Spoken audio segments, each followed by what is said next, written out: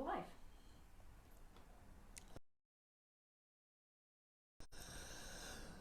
Good morning, self. Good morning. That is all there is. Put other concepts on to discriminate it. Myself, yourself, this self or that self. Yes. But it's still only the self. And that's all there is. Because that's what we point to. What they call non-duality. One without a second, not two. So it's the one self that's patterning, shaping, forming, expressing as everything. So I'm not speaking to anybody. I'm not speaking to any mind. I'm speaking to that I am, that I am. That sense of presence that expresses through the mind as the thought I am. So that's all the self, the one self. I am that self. And that seemingly been divided by words, concepts, ideas, images, and to take on the idea that there is other than that. Non-duality, there is no other. There's only the one. They point that out saying, but without a second, because the second must be other than one.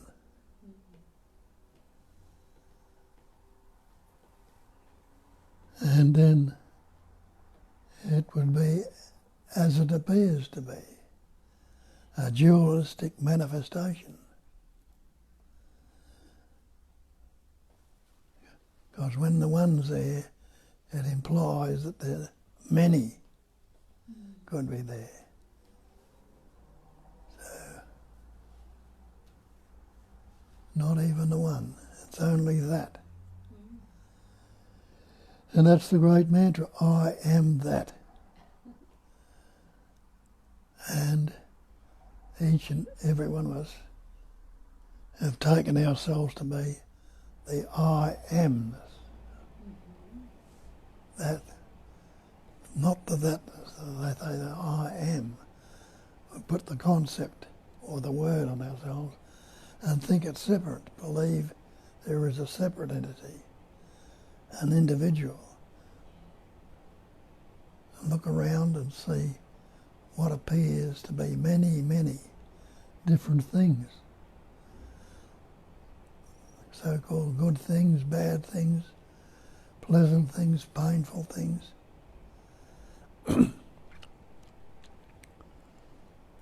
What's a thing? Well, you're a thing. I'm a thing. A pattern, shape and form which, when it's discriminated and seen, the appearance is taken to be real. And the belief of the great, what they call the great mantra, I am that, we take it to be the pattern, shape and form. But what does the word I represent? Doesn't it represent the figure one when you write it? Yeah. But don't see it. We don't see it as the one essence. We see it as a personal. I. Another label for that is me. I, me, are the believed in person. Persona, the mask, the conceptual image. Because have a look at these images. They're all conceptual, all concepts. What's a concept? Is a mental construct. a sound, a vibration. It vibrates into different patterns, shapes and forms. But what's the vibration made up of? What's the pattern shape made up of? And you find when you look into it and break it down, put it under a microscope, it can all be broken down into emptiness, space. We call it space. We call it emptiness. Concepts, words we put upon it. But it's one essence.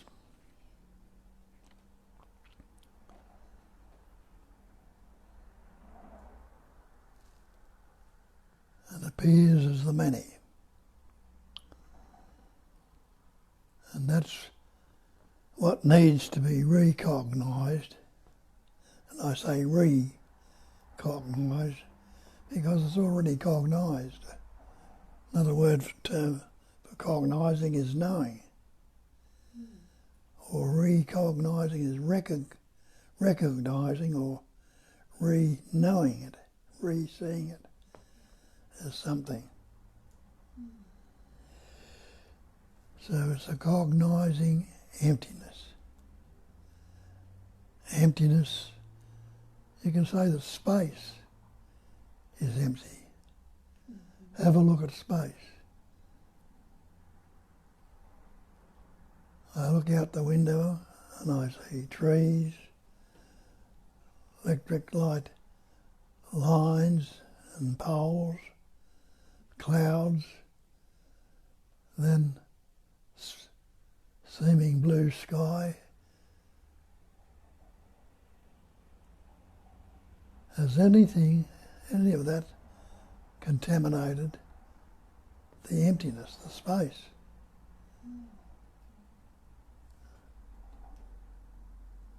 Can't. Space is no thing. And the things that appear in space, something, where would they come from? They seemingly come from no thing. But you see, that's not the reality. There is some things appearing in that no thing, and the no thing is empty. So it's vibrating patterns of emptiness that seemingly form into patterns and shapes. But it's still only the no thing. Now that no thing is not a vacuum or a void.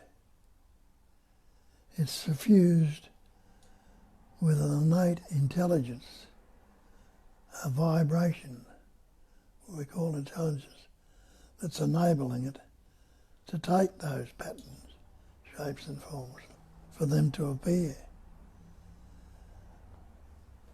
And they seemingly appear in this body, which is another vibrating pattern, shape and form. And the body has what seemingly appears as the thing called mind. And the mind forms patterns, shapes, images. But what is this mind? Can you find anything solid or substantial with any shape or any form, with any beginning or any end that you can call mind? So, like the space, you can't do any of that with the space, but things appear in it. So this mind, which is similar to space, things appear in it. But those things that appear are really no thing, appearing as something. So it's never changed its true nature. That's all there is. It encompasses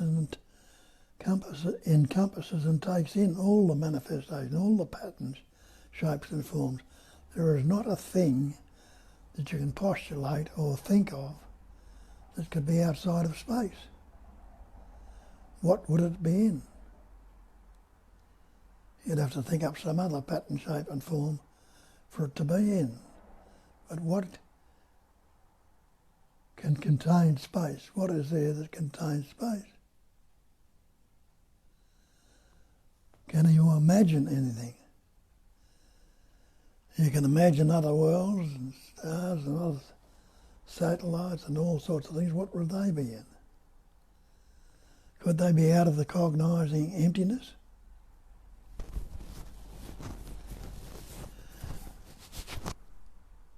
So what we are doing, because we've taken on this idea we are the person, a separate entity, and we are not satisfied with that, because there's so much fear, anguish, depression, guilt, shame, remorse in it.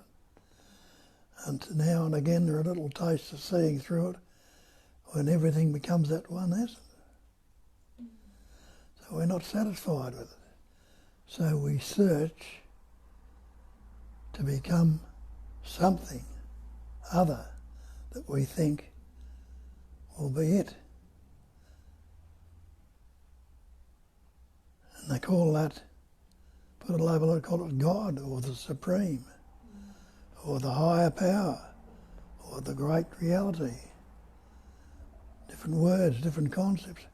It all comes about to concepts or words, concepts which are thought, words, sound, vibration, a movement of energy.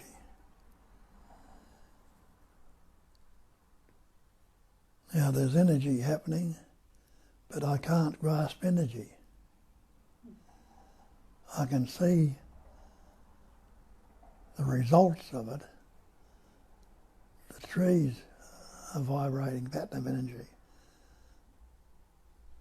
The earth, the water, the space, all these elements are vibrations of energy. So I'm a pattern of that vibrating energy. So are you. So is everything else.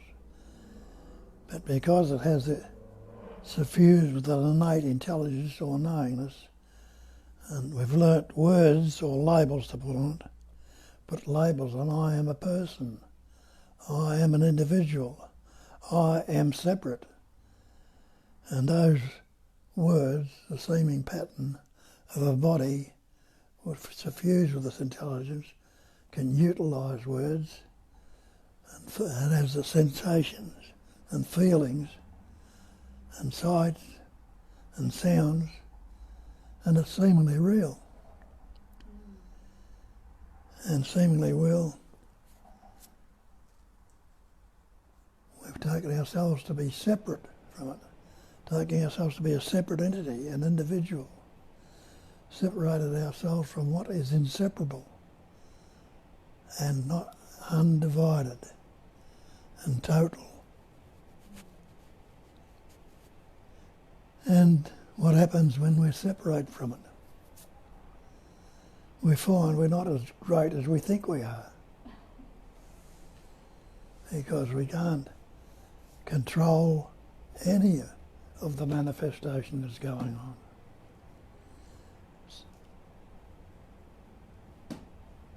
And it does what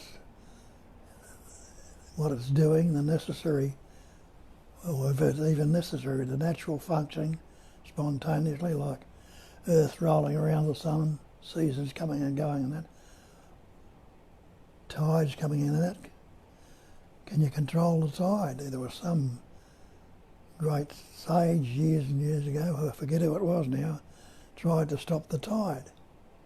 Moses separated the sea. Moses split the Red Sea. The legend. Yeah, some legendary figure, was it? I think it was Moses. Moses. Oh, tried to pass it. Open the water, yeah, divide the water. Yeah. Yeah, but somebody decided that was some other Greek patriarch or sage, whoever it was, sat on the shore trying to stop the tide. Mm. So they've all tried it out before. They've really looked into it. We don't, or we haven't. And so with that idea that we are the separate entity, we find we're wanting in a lot of things because we can't do what the absolute intelligence can. Mm. And so we feel insecure and vulnerable and separate from it. And it brings up fear, anxiety, stress, guilt, shame, remorse. All these sensations or feelings which stir up this physical pattern. The energy surging through it stirs it up. And so the thoughts, the feelings and the emotions have now gone into the seeming physical, taken on this physical state.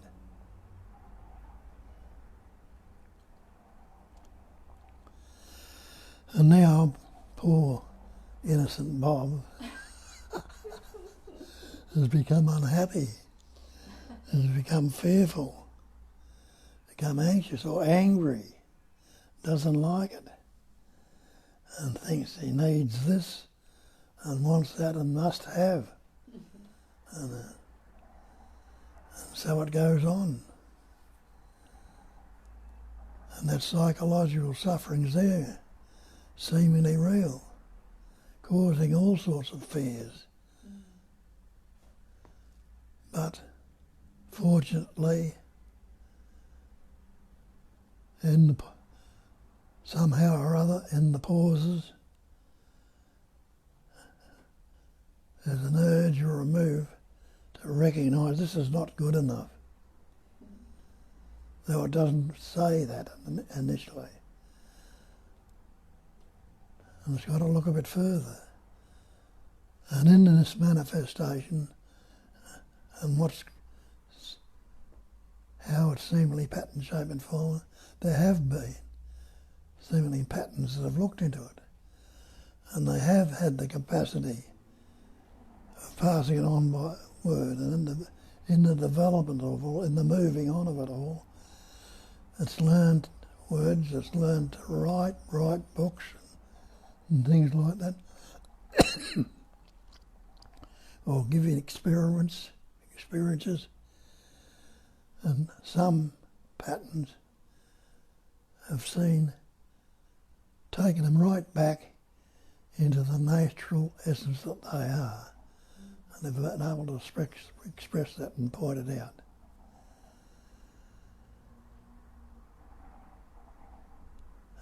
And it's been seen and recognised.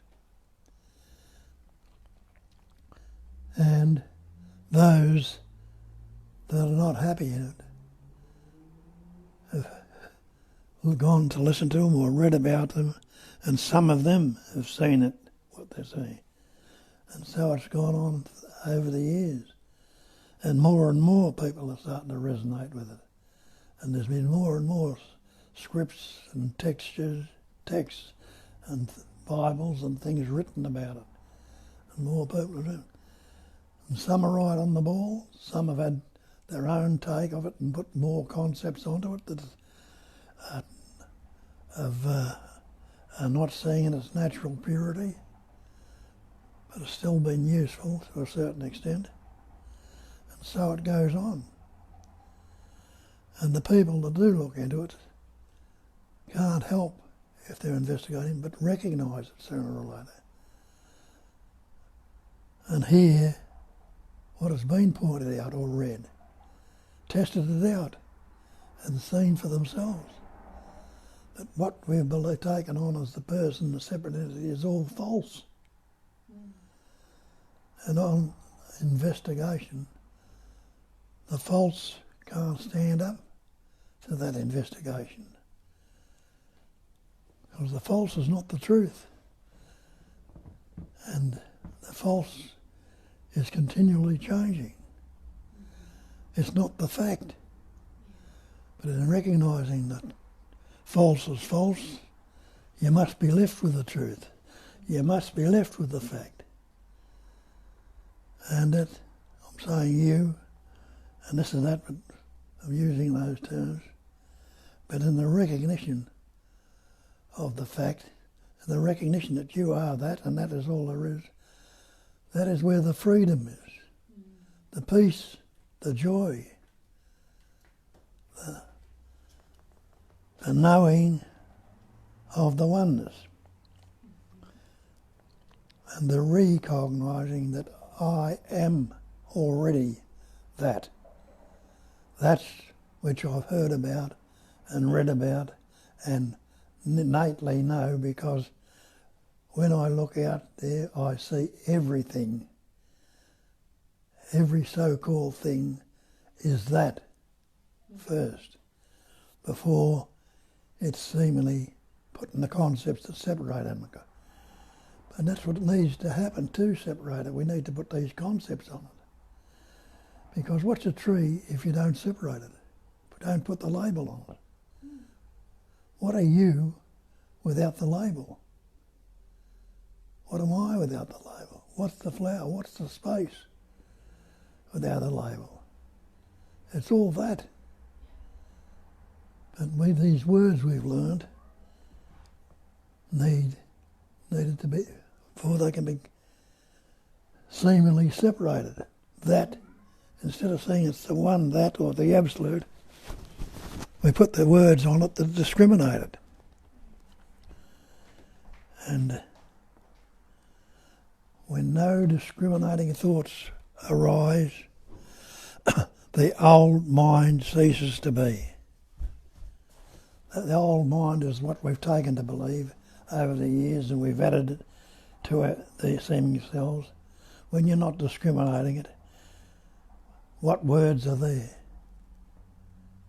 It needs words to discriminate it. The word can be useful, but it's self-destructive. It has its uses, like everything else, but it's self-destructive. And that is where the peace is. In that. That is where the love is. That is where the joy is. And the peace, the love, the joy and everything else is that which we've translated into words and labels and discriminated and seemingly separated. Instead of being the one essence, it's now seemingly these separate things which are discriminated, and we fixate on one thing over the other because we think this is a better concept or a better idea or a better image. Not seeing that the good is the image we want and the bad is the same thatness at the other end of the scale. And we've separated the two and divided it up. I and not I. This and not that. But still, this is that. That is this. Still one and the same thing. So we need to come back. Oh, you mightn't see that, you mightn't recognise, but that's what I found here.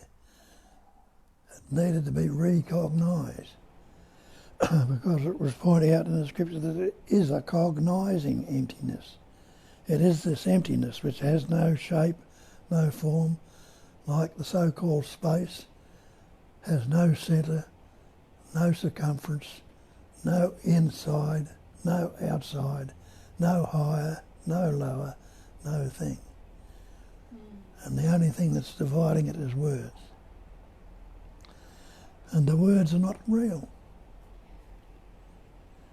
If you take the word water, drink it if you can.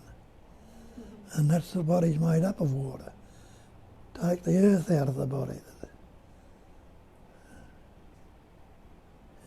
You're not, take the fire, the body temperature. Take what else? The other elements out of it.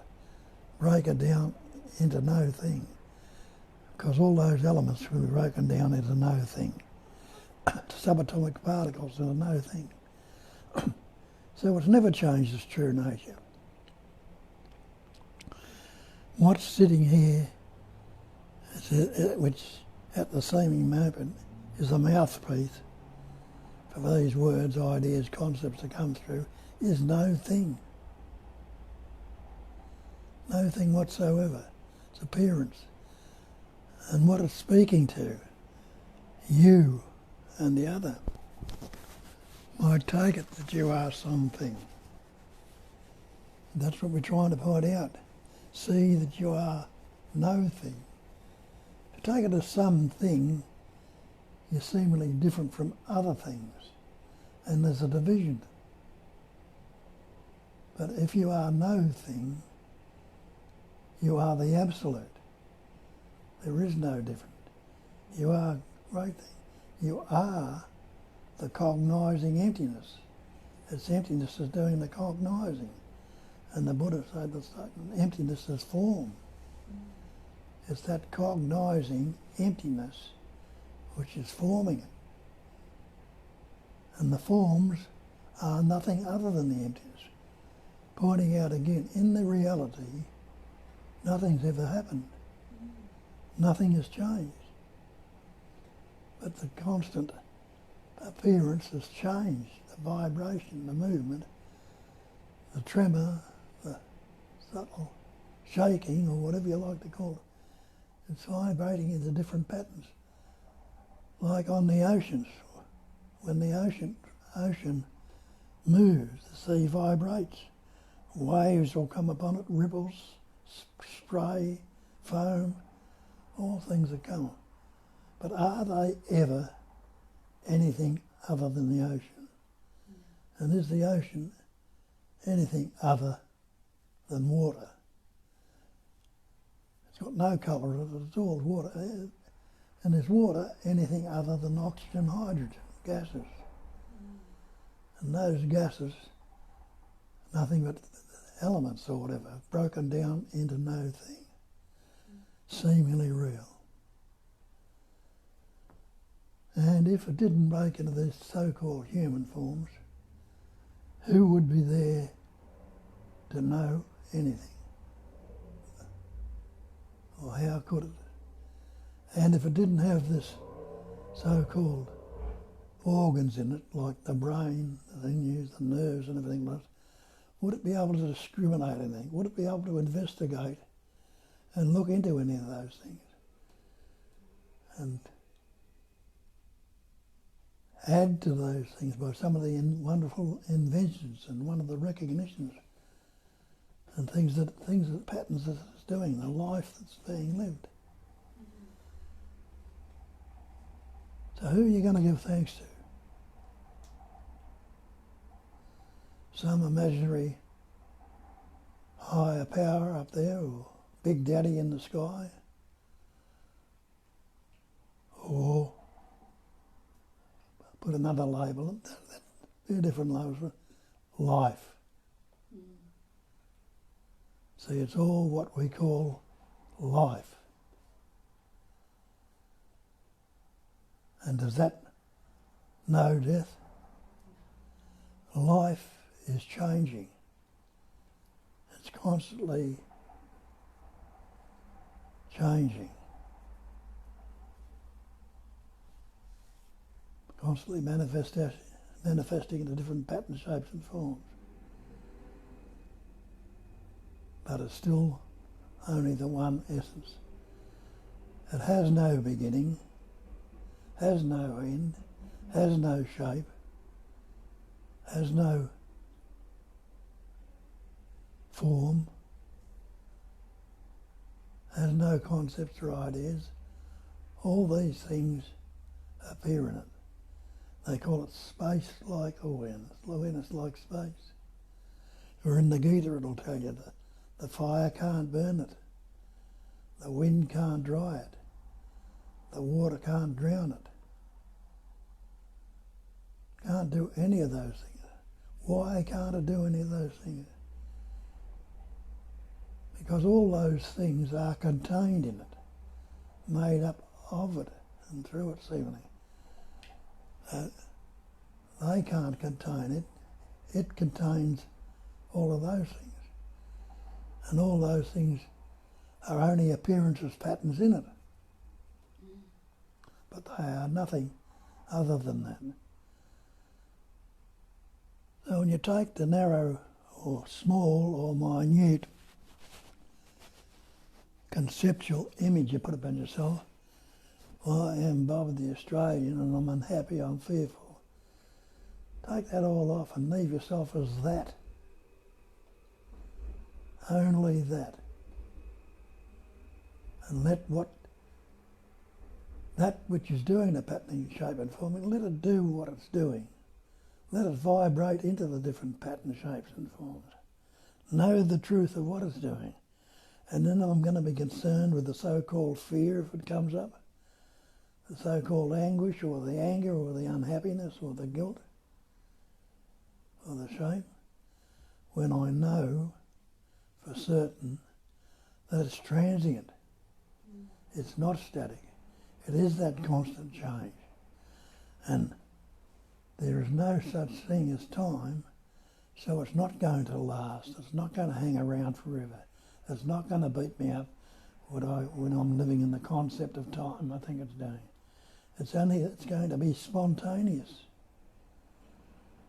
Spontaneously beginningless, endless, timeless, spaceless, seemingly momentary, but not even that.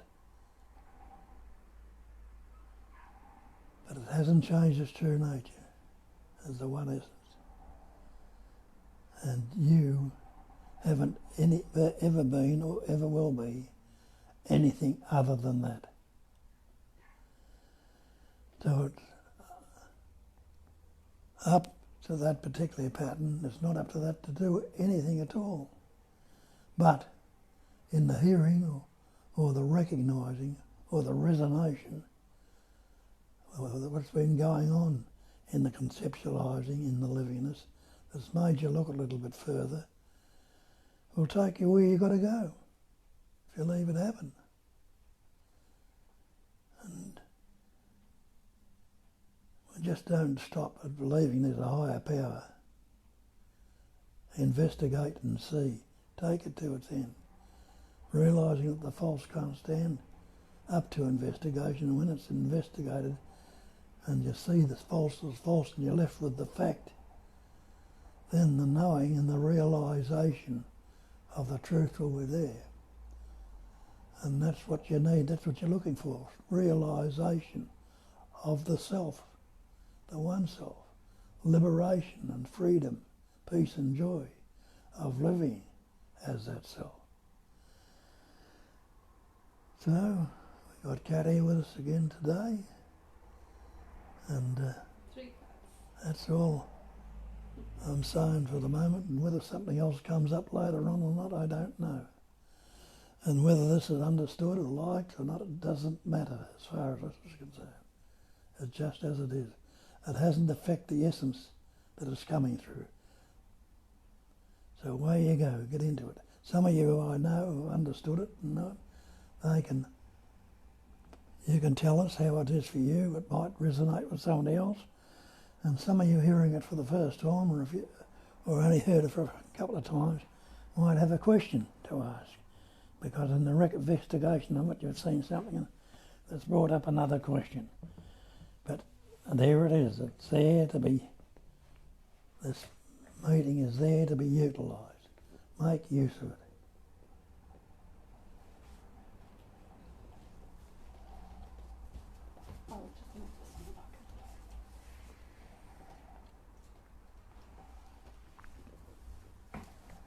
Hi everyone. We don't have that many questions, but we have the words of gratitude from Julia saying, I'm giving thanks to the life essence that I am, which somehow moved my dialing finger to call this beautiful man. But they were really sweet, welcoming messages. I don't know if I'm going to remember them all, but there was one from Jane when you were talking about the one self, and just stressing that one. Jane would say, good morning, everyone, the big one. And then I think Tanya answered, good morning, lovely one. And then Sally added, what was that? something, yeah, a lot of really sweet. I think I took a screenshot. Sweet little variations on that word plate. I was even, oh, this is gorgeous. Good morning, dear ones. Yes, so There's one speaking to itself. I was even contemplating for a moment of interrupting you and putting it in the relevant place, but I never want to cut the spiel short. If you lose the train of thought, we can end up just... Well, that's how it is. Yes, so the little comments about one. And now we have, can you please, Primali, can you please explain time and space more? Time and space. Yes. Well, basically they're concepts. Look at time. Time expresses as past, future, or now and then. Yes. But is there a past? Past implies yesterday or something that's gone. And can you live in the past? Nope. Can you recall it? I can. You can recall it. But what is it, the reality that you're recalling? That's the now. Well, the only reality you've got is when you're giving it Yeah. to somebody, you see. And you can't recall it. You can't say there's a past. You can't live in the past. If it was something real, when it was the livingness of you, that's when you were living in that presence, that immediacy. But now it's gone. It's gone forever unless you recall it. That needs to be remembered or recalled. Now, when's it being remembered or recalled? It can only be remembered right now. As I say, it's not so past as the concept of time, past, present and future. We think we're going into the future. But is there such a thing as there a future? Well, what's future? I can imagine what's going to happen when I stop this meeting, anticipate what might happen. But that's not what is going on. That'll be going on right now. Just the same as recalling the past will be going on right now. So there's no past or no future unless it's recalled or anticipated or imagined. And the now is presence. So it's what they call omnipresence, total presence.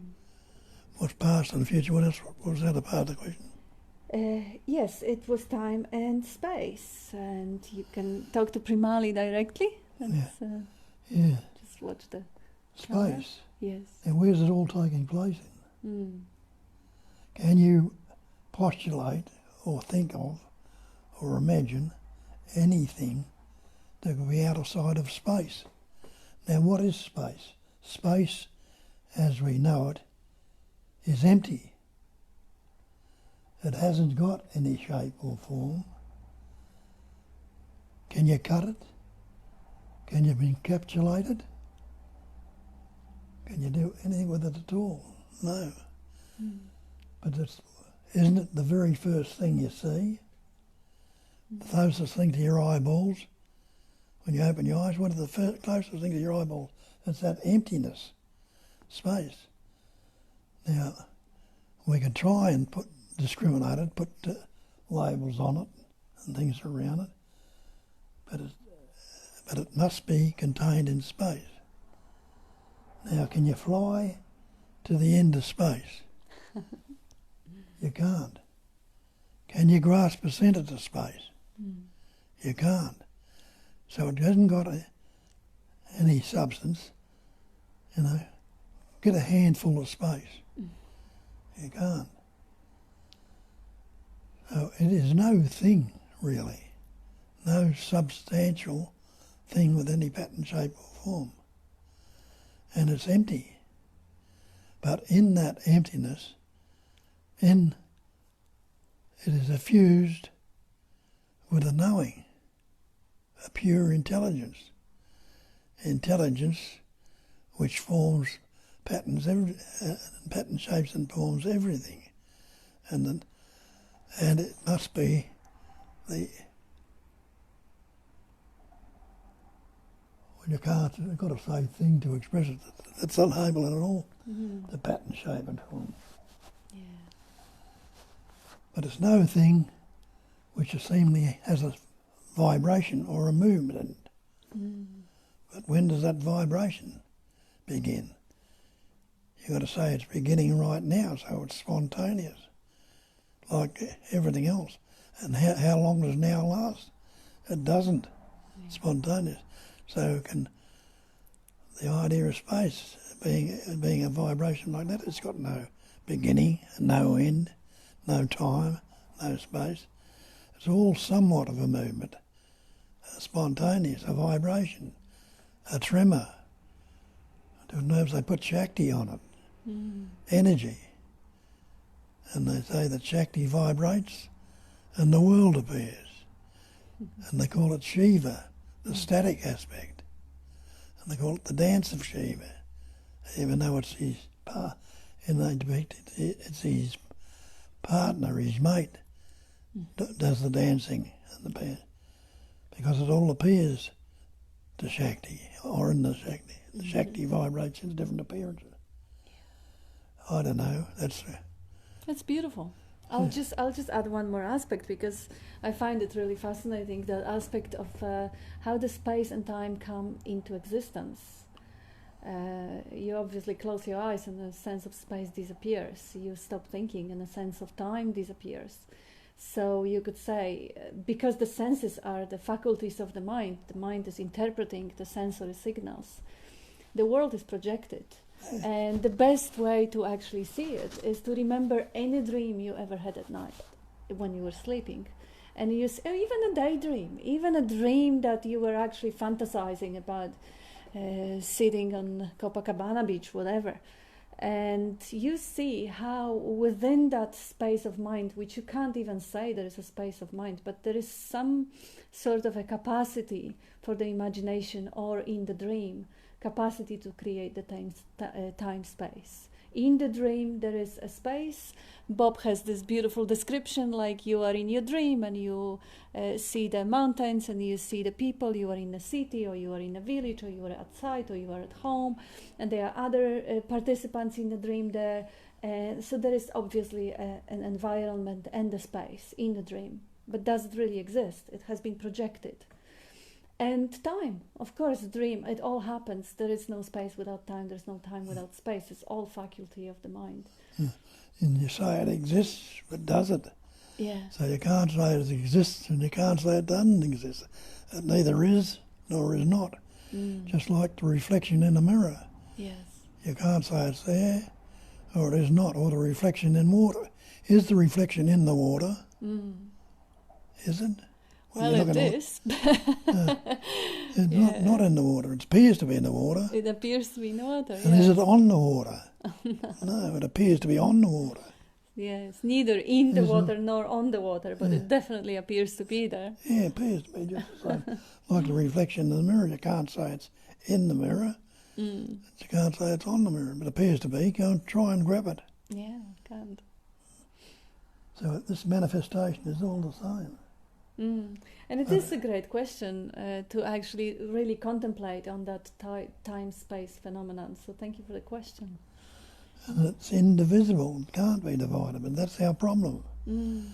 We take ourselves, which we are, is or is not, when either are or are not, whatever. Yes. We take ourselves to be real, and that's separation.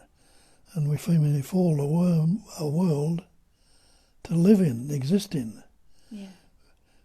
Because if there was any reality to it, you'd exist outside of the space of the emptiness, wouldn't you? Try it. Yeah, so this is a great contemplation, a great exercise and great entertainment for the mind to arrive at the final conclusion that the answer can't be found in the conceptualizing, in a conceptual thinking. There is no conceptual answer to life and everything, to space-time, because those are assumptions, concepts, and the whole idea of the time-space lives only in that created, constructed, believed into conceptualized world. That's what it says in the Hensing Ming, that phrase you use. In it there are no conclusions. No beginning, no end. Yeah. And I think we have breath. Drinking clear, cool water from your stream of consciousness. Many blessings, Bob. What a beautiful saying. Clear, cool water from your stream of consciousness. Yeah. And you are that blue water yourself. Absolutely, yes. And then Daniel added to the all ones welcoming message of the dear ones, lovely ones, everyone's. He says many ones. One in many. Yeah. Many is the one. The same one in many shapes. Same one. Same one, absolutely. Only one. So it can't be otherwise. And now we have Richard. Good morning to you both. Bob, this space-like quality might well have no limits, but the experience, however, is very centered and feels like an aware circle, about 18 inches in diameter. I will keep taking the medicine. Yeah. Yeah, the feels like an aware circle. Yeah, it does. And the thoughts, beginning and an end. Yeah. So And the bodily sensations. Yeah, trapped in that. Yeah, everything needs a vehicle for the experiencing. Experiencing is everywhere, but you have these electromagnetic waves everywhere, but you gotta put the radio or the TV to actually uncode it. So then you have this device which is uncoding that random vibrations into the sensations, feelings, thoughts, emotions. How amazing. Now, Sally, dear Bob, can you talk more about hate and love? Well, they're both concepts, thoughts or words. Yeah. And that's how the mind vibrates. Good, bad, pleasant, painful, love and hate. Well, love is the unicity with it, making all the oneness. It can't be anything else but love or compassion or joy. But when it vibrates into the opposite, become the opposite, it can't get any worse than hate. They're the boundaries you put on it, the words. Now, the words are not the real. They're not the thing. A word's not the thing. As I point out with the word water and word on, hate. What's hate? A concept you got, it's become the sense of feeling, sensation when you're in it, and then that sensation has become the emotion. The energy of belief goes into it, and what's it do? It stirs up the body, the anger, the blood pressure goes higher, all sorts of things, and it's really like a head feeling, isn't it? And in it comes up the idea of revenge and all the rest of it. But what about the other one, when it's love? Yeah. It sort of goes down to the heart then. So instead of the head, it goes into the heart when there's a natural knowingness and joyousness of well-being, of the loving, seeing in the so-called other something that brings about the love, the joyousness, the happiness. But the hate comes about, they've got something we think that they've got that I haven't got, or something they've said about me that's hurt this conceptual image. But if you love someone, well, you're going to be happy for whatever they do, wherever they go. And you're going to assist in every way you can. naturally and spontaneously. So it's just like everything else. It's the pairs of opposites expressing, and whatever the word is, the more emotion we can put into it, or feeling, you know. Mm. But to see that I say everything is love. God is love. If God is love, love must be God. And if I am love, you must be love. Everything must be that love. Mm. And that's what Nisargadatta says. There is only love. Even though it's seemingly divided, it's not a one-ended stick that goes there. It's still the same stick. Now that love expressing in an opposite way.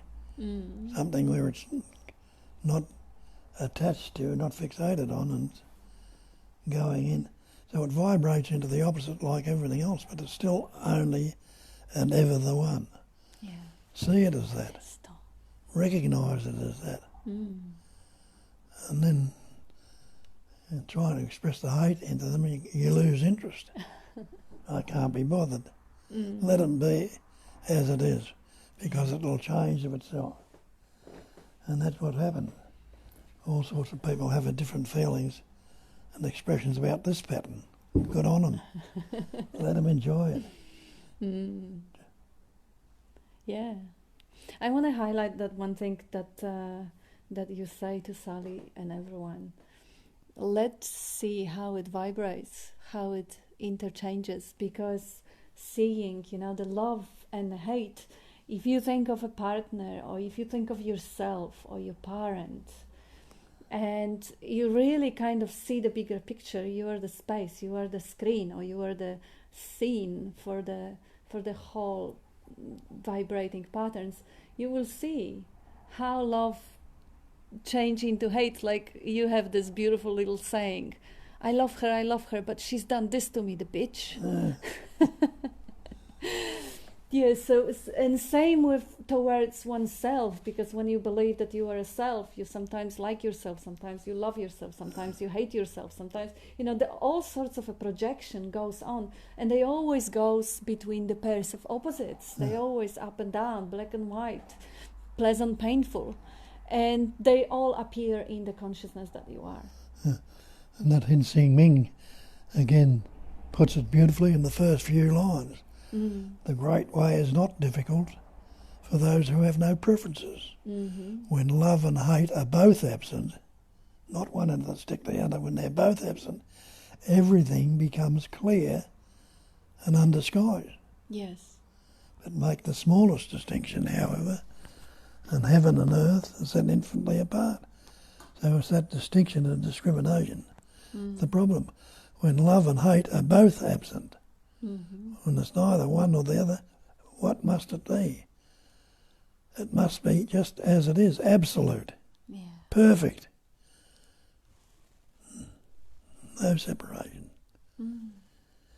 So then is that love unconditional, the loving to be, that is left, that is beyond the pain, pleasure, love, hate in the human relation, which are considered to be opposites. I have a screenshot Julia just sent, and thank you for that, Julia. Please keep doing it, because that way we won't miss any comments. They were comments that were showing up and I didn't actually see or read them. So it was the answer that Primali gave to your space-time elaboration. Got it. You can't say it is there or not. Thanks so much. Yes, so true. No conclusion. yeah, Yes, so thank you, Julia, for that. Please, if I omit anything, assist me. And by the way, I'll just remind that tomorrow, and about an hour and a half earlier, Bob has another Zoom meeting, particularly for Julia's countrymen in America who couldn't join us in the middle of the night for the regular weekly meetings, weekdays meetings. So that will be your Sunday night. If you can and want, you're very welcome. I won't be there, but Julia and Bob will be hosting a meeting, a Zoom meeting. The link is on website, on Bob's website, long as I can www.cyberbob.adamson.com. get the Zoom meeting going again. Yes. And I also put another thing just now, 5 minutes ago, 5 minutes before the meeting, on the website. You can check it out if you want. I published the Kindle version of a book that I was writing for a while with Bob, and thank you everyone for encouraging me to keep doing it, because in this way the book finally got formatted and edited, and it is out there available. It's quite cheap. The paperback is gonna probably take another day, but it will, because it's in review. It's gonna be available soon. I'll put the link as well, so if you wanna check it out, it's What's there. the title? Sailor Bob. Yes, good point. You can easily find it by googling Sailor Bob, because that's the title is actually the acronym. Every letter of SALILOR Bob is the bag full of pointers. Just like when you look at Bob and his spiel, you've got bags of pointers. So you have S and a whole bag of pointers hanging onto the letter S, which are sky, like awareness, space, stillness, silence, suffering. There's over 200 of them. So it is intended to just sit somewhere on the shelf or by the toilet and just open and read half a page. You'll get a reminder if you want. So back to the meeting.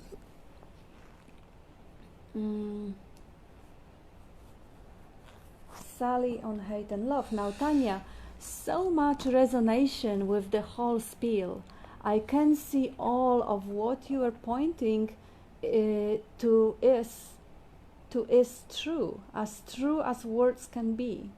Words do indeed arise in us, one essence.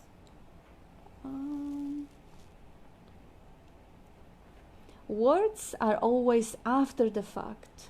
There is still interest in words, and words still appear. No one is creating the words. Words and sensations are mistaken to be me, the conceptual image. Without the labels, there is no me. Beautiful. I am noticing a doubting thought that I already am that, and a doubting thought that the me has clearly been seen to be false, although me is only a word or conceptual image. Without the words, all questions disappear and all is clear. Can you please speak on this? Thank you. I would say thank you. You spoke on this beautifully. You want to add something to it, darling? That was beautiful. Very good. Yeah.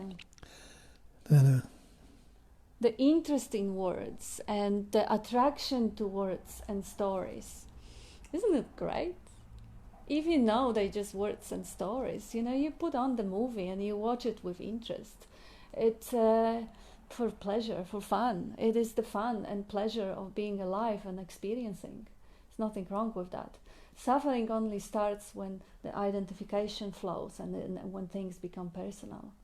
So the attraction to words and the narrative, the story, they're fun, they're entertaining. But it's beautiful you said that, even though there's still interest in words and words still appear, words and sensations are mistaken to be me. Well, even that is being recognized. What are the words? Yeah. They're expressions of that energy anyway. They can be useful, very useful, but self-destructive also. It all depends when we discriminate, put a meaning into them. Yeah. And how quickly, when you mistaken yourself for the word or expression or the feeling I or something happening to me, how quickly is that seen true? That's that flashing in and out from the energy of belief fueling the thought and recognition. There wouldn't be any recognition.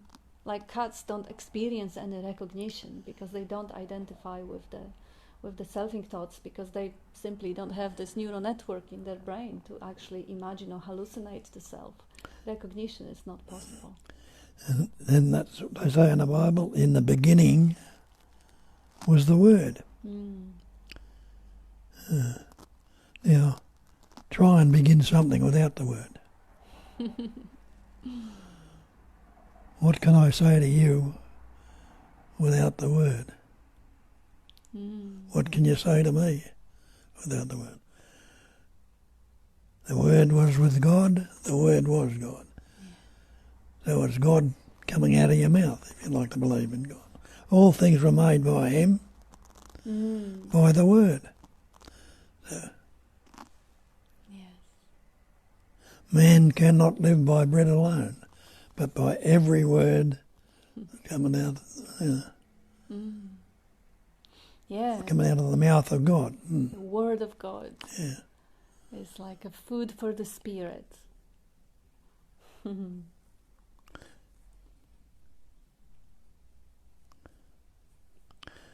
Yes, so I'm not sure if you can precise it a little bit more, then we can maybe add to it a little more, Tanya, because otherwise you said it beautifully. And Primali says, got it. You can't say it is there or not there. Oh yeah, this is the screenshot that Julia sent.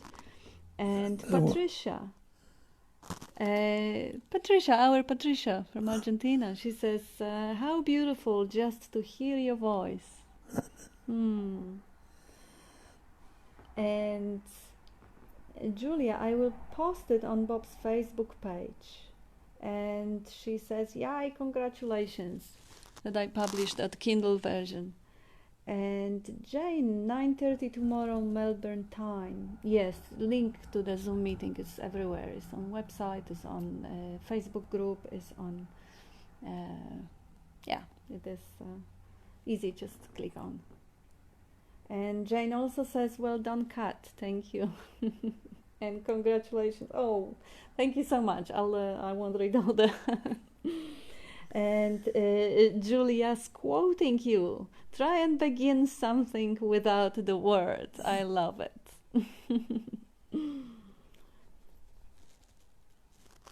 And although one of our Carolines said a nice little icon of owl, the bird.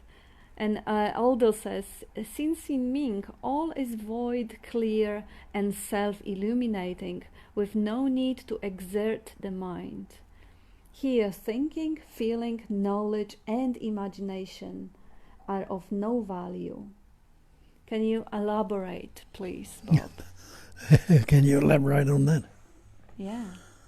Huh? Here thinking, feeling, knowledge and imaginations are of no value. No, not. Oh. All is void, clear and self-illuminating. It's all clear. Yeah, that's the space beyond the mind. Stop thinking. No thoughts corrupting the mind. What's there? Clarity. Yeah. Stop. It's clear. All is clear.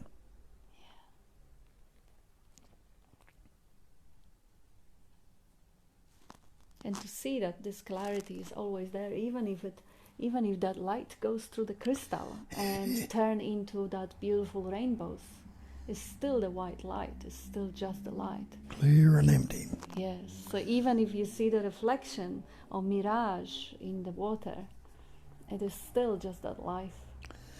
No discriminating thoughts. And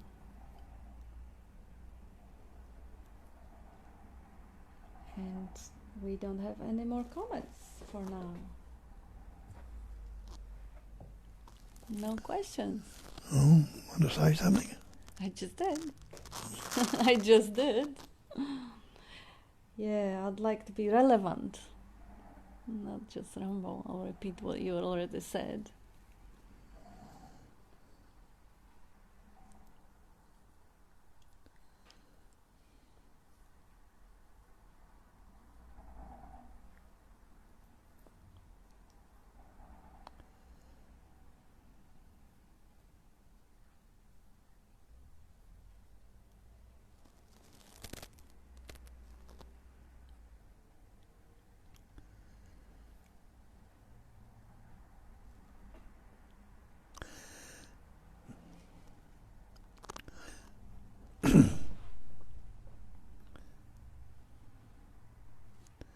be someone there that can say something.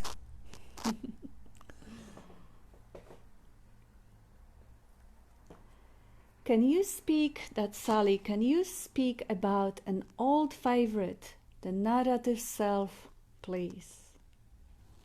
Narrative self. The old favorite, the me thought, the ego, the I. Well,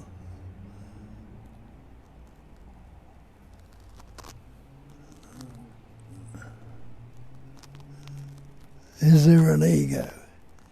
Is there an I? They're words, they're thoughts.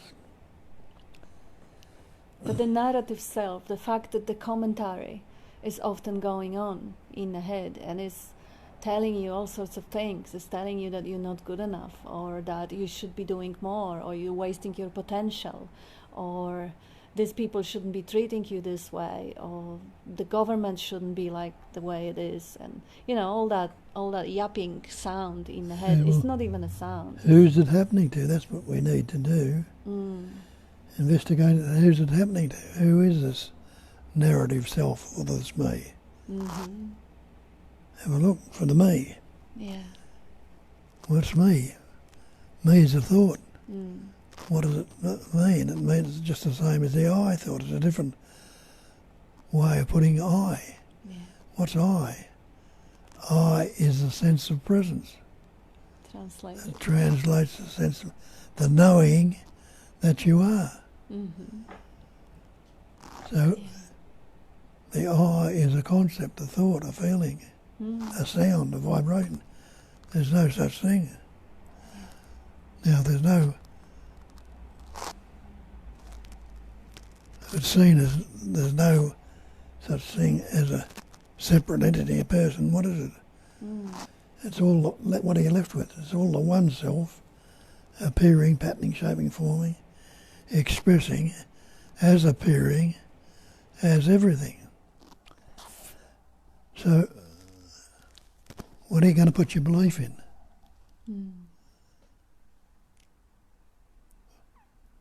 Would you see that the seeming thing, as you call the narrative self, has no substance or any independent nature? What are you left with? That which is the absolute, the total, which is not discriminated at all. And when no discriminating thoughts arise, as it says in the Hing Sing, everything is clear and undisguised. When you're not discriminating it, just as it is. So when you can't discriminate it, or even if you do discriminate, if you know the truth about it, you can't put any belief in anything other than it is. Can you negate the isness? Can you say, I am not?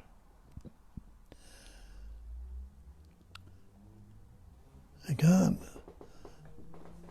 You say it is, but it's not as it appears to be.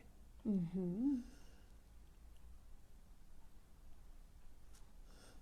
And it can't be anything other than that unless we put the label. It is this, it's or that, with the label. Add the labels onto it. It's only the one essence. Absolute. I'll just highlight the first thing that you say, because I think that's really relevant and helpful. When he says, who is this happening to? So when you think of that narrative self, which started when you were learning language, and you rehearse what you're going to say in your head before trying to communicate with the adults, experimenting as a little child, that voice got accustomed, and over the years it actually got different hues. You could even distinguish few different voices. You can have one voice in the head telling you, oh, come on, just have that glass of wine or have that cigarette. And then another voice comes after you had it, oh, you stupid idiot, you are destroying yourself. All those voices you can't even say is a legion. It's a lot of different It's like you haunted. But who is hearing them? Who is aware of them? Who is it happening to? All those voices, the pleasant, the painful, the love, hate. You can even say, one moment I like myself, another moment I don't, and all the voices talking about future scaring you. Intentionally, they want to protect you and defend you and make sure you're okay. But they evolve to the point that to grab attention, they feed with fear. So that's the way the narrative self get attention. It scares you. This is gonna happen. You're not gonna. This is all. Like all intention is to protect and defend, but it got so misconstrued and misguided that suddenly it became the worst enemy, the inner judge, or whatever the other self-help stuff calls it. It becomes something that destroys you, that debilitates you, something that tells you you're not good enough, or you're worth of nothing, or you don't deserve. But who is hearing it? Who is happening it? Who is it happening to? Are you the consciousness in which it appears? You the cognizing, you the awareness of the sound, of the voice, or you the voice? Because often what happens over the years, we think we are that narrative self. When I tell myself I'm not good enough, I tell it to myself, and I believe myself. How many selves is there now? There is a self that is telling me, but this is me telling me. Well, if that was just me, I wouldn't need to tell myself. It's obvious. Why? So it is really a funny phenomenon happening on that little circuits there that hallucinates the self, and that self happens in time, and it happens in the narrative. But it does also happen in consciousness. It happens in the conscious awareness. And you are that field of conscious awareness or cognizing emptiness that is witnessing that narrative. Yeah. We want to know the narrative, and the story starts and goes on, but that Hensing Ming gives it to you in the last verse. Words. The way is beyond language. It's beyond the words.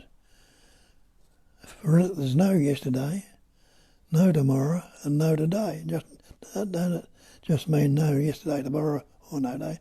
There is nothing at all without. It's beyond language. Now, you had no language when you were a little child before you learnt words, and you got along all right. Yeah. But see, all these problems have come about with us because of words. Yeah.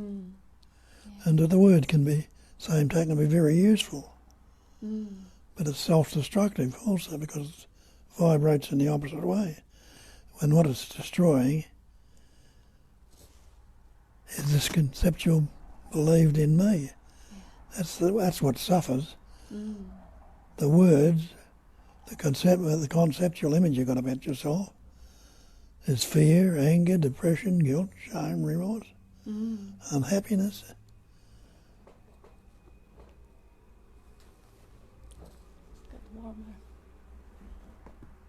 So there was... The word's not real.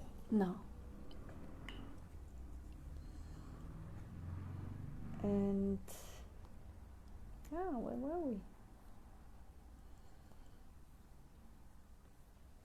Jane, can you talk about resistance, please, Bob? Resistance is conflict. If you're resisting anything, you're fighting with it, in conflict with it. So we don't like this, we don't like that, we're resisting it. Now, how can you be out of resistance? Yeah, well, you can't be resistant. Resistance comes up, and you can't be non-resistant. That comes up. But what happens is, when resistance comes up, and when you get locked into it, but what comes up, if you see you're doing that and know, there will be a recognition of that resistance, and it must be recognised from its opposite. Mm-hmm. So resistance is, non-resistance is recognised from my, it's the resistance is recognised in, and on the non-resistance is recognised from that point of view. Mm. From space-like awareness, which Yes. doesn't resist anything. Yes. It's still. It's still, it's Yeah. gone. Mm. It's got nothing to, not setting up anything Mm-hmm. to resist from. Yes. Like attention is the same thing. You know, you recognise inattention from attention. Mm. Or attention from inattention. Yes. If you're attending to something.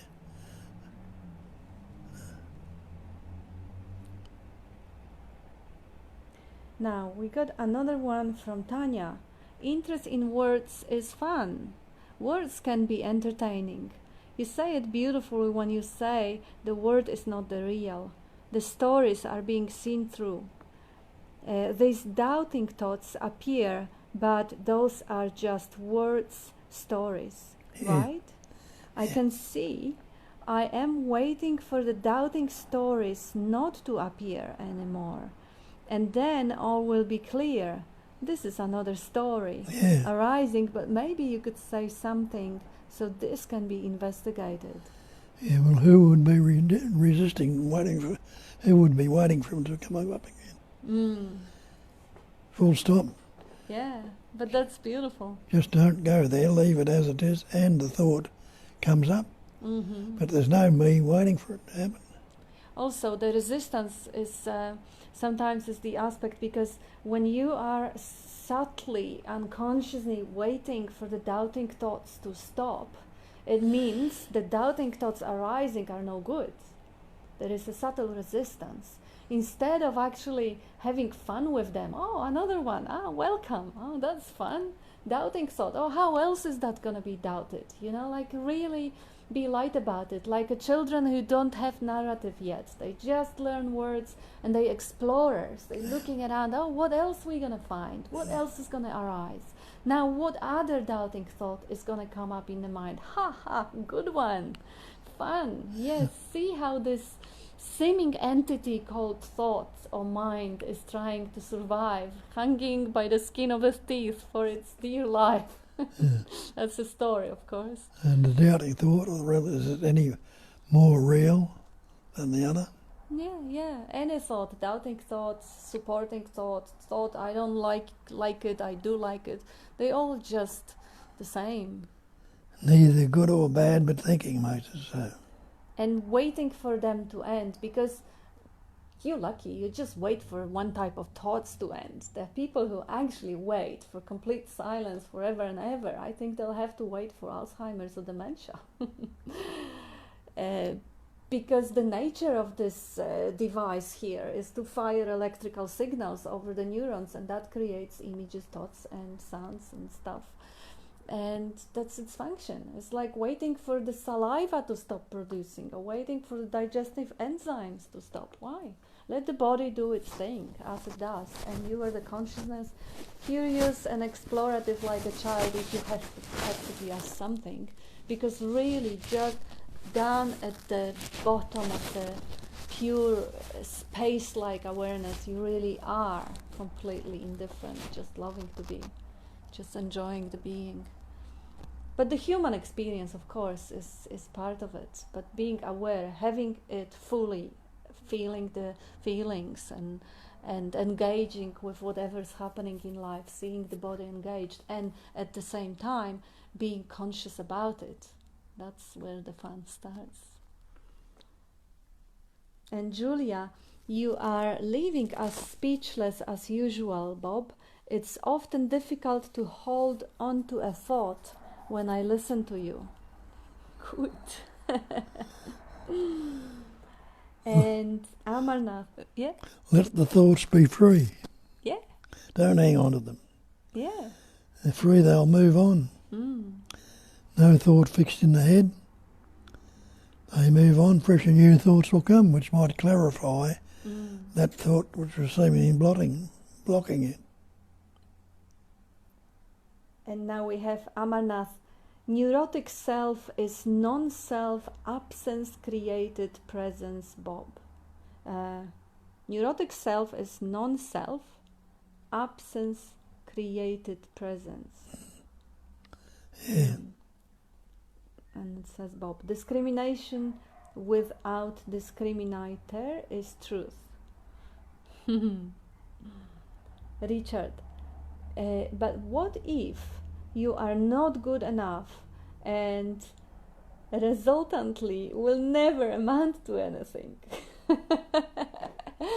Yeah, beautiful, and that's true. I remember Bob saying it to Dave.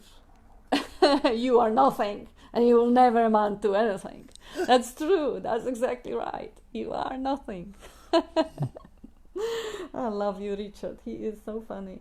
Always having something light. Who you are, says Amarnath. Attention of non-attention is fun. And Tanya, the thoughts, voice, narrative changes, but the consciousness doesn't change. You can't be that which changes. Beautiful. Yeah. You can't be that which changes, because how would you even know it changes? You have to be free from the change to actually be aware of the change. Beautiful. And now,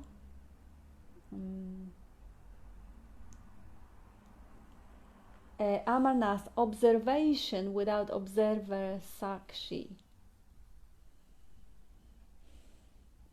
And Sally, thanks so much, Bob and Kat. Yes, when Bob said, who are those voices happening to, that stopped me in my tracks.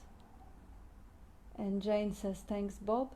Amarnath, resistance is fixing the thinker, which is only thought, cloud, or absence. Just trace the source. You are at ease always.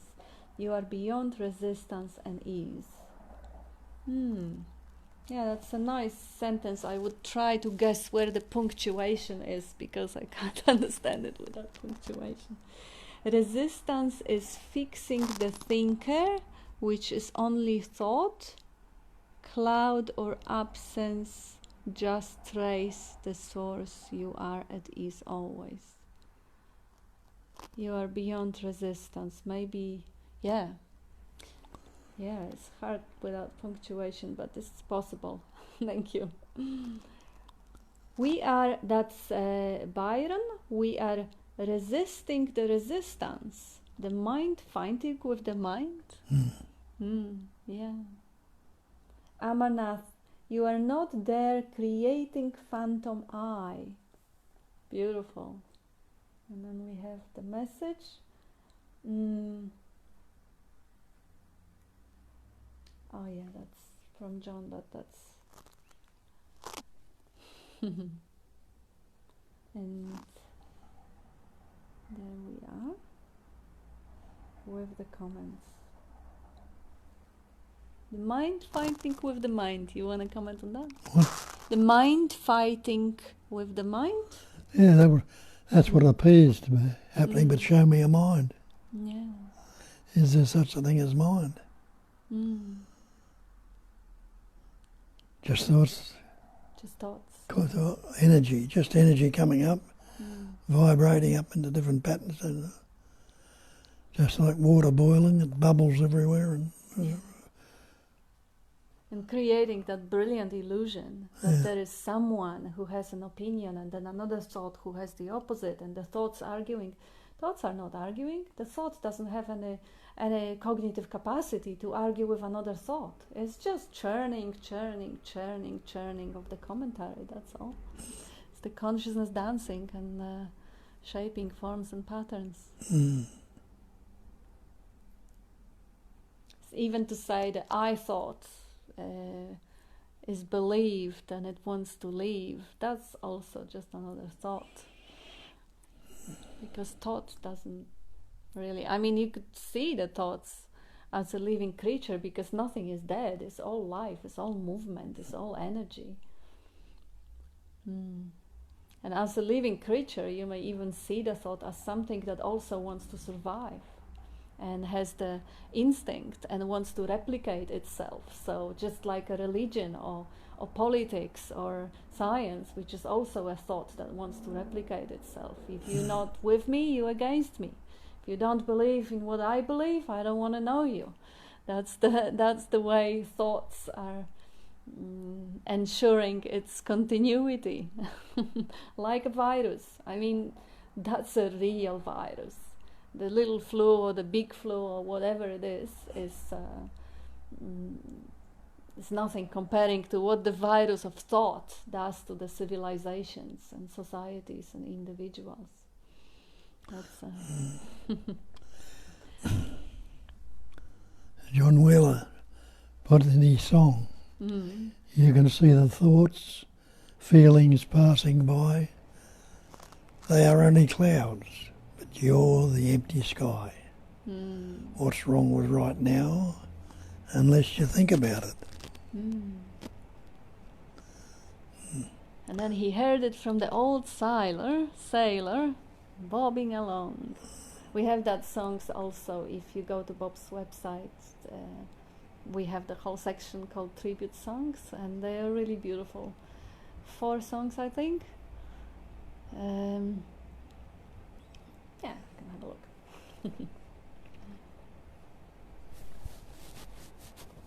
And Tanya, wow, thank you. Yes, there can be lightness and a childlike curiosity and wonder about the words. Who is resisting the doubting thought? No one. The who resisting is just another thought arising. Laughing out loud. Being speechless is what is arising now. No need to wait for any thoughts to stop. Just see them for what they are. Thank you so much for this beautiful meeting. Thank you, Tanya. You always put it so precisely. That's pretty amazing, isn't it? Just nice, precise recap of the whole thing. Yeah. And is it the thank you meeting, thank you message? So I guess that will be it for today. Yeah. Thank you, everyone. Yeah, thank you, everyone. Everyone. Everyone, no one, dear one, loved one. Let that living love that's fashion, shapes and forms everyone radiate, express and flow out to every corner of the seeming universe. Yes. You are that. You are that. Lots of love. Thank you.